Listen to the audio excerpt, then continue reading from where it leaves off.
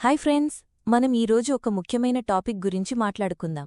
చాలా మందికి అర్థం కానీ మన అందరి జీవితంలో చాలా కీలకమైన ఒక పదం గురించి తెలుసుకుందాం.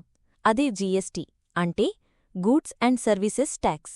ఇది మన దేశంలో 2017లో అమల్లోకి వచ్చింది. దానికంటే ముందు ఒక వస్తువు మీద లేదా ఒక సర్వీస్ మీద చాలా రకాల పరోక్ష పన్నులు, అంటే ఇండైరెక్ట్ ట్యాక్స్లు ఉండేవి.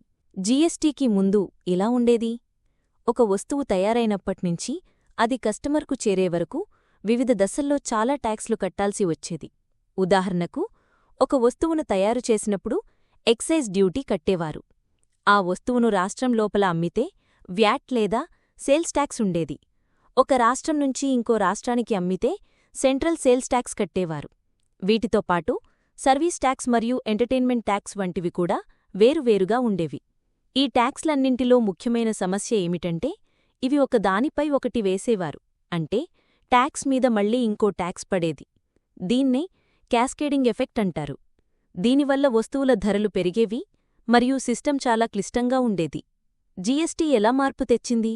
ఈ పాత ట్యాక్స్లన్నింటినీ తీసేసి వాటి ప్లేస్లో ఒకే ఒక్క ట్యాక్స్ని తీసుకొచ్చారు. అదే జీఎస్టీ. ఇది ముఖ్యంగా 3 ముఖ్యమైన మార్పులు తెచ్చింది. ఒకే దేశం, ఒకే ట్యాక్స్. అంటే మన దేశంలో ఏ రాష్ట్రంలో ఒక వస్తువును కొన్నా అదే ధర మీద ట్యాక్స్ ఉండేలా చేయడం దీని ముఖ్య ఉద్దేశం. ట్యాక్స్ మీద ట్యాక్స్ లేకుండా చేయడం. జీఎస్టీ వల్ల క్యాస్కేడింగ్ ఎఫెక్టు పోయింది.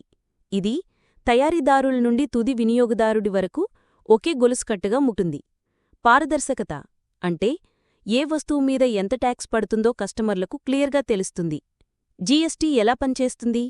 ఇది మనకు తెలియకుండానే మనం కట్టే పన్ను. ఉదాహరణకు, మీరు ఒక షాప్లో టీ తాగాననుకోండి. మీరు చెల్లించే ధరలోనే ఆ టీ మీద పడే జీఎస్టీ కూడా కలిసి ఉంటుంది. మీరు ఒక స్కూటర్ కొన్నా, మీరు ఒక సినిమా చూసినా, ఇలా ప్రతి వస్తువు మీద, ప్రతి సర్వీస్ మీద ఈ జీఎస్టీ వర్తిస్తుంది. జీఎస్టీలో 3 రకాలు ఉంటాయి. సీజీఎస్టీ, అంటే సెంట్రల్ జీఎస్టీ.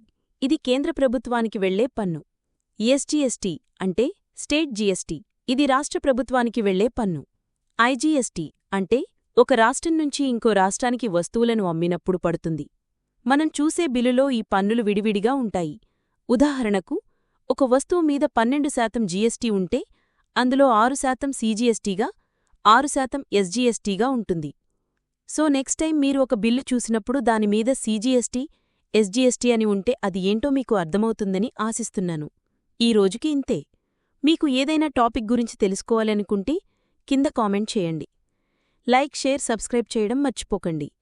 మరొక టాపిక్తో మళ్ళీ కలుద్దాం. అంతవరకు సెలవు.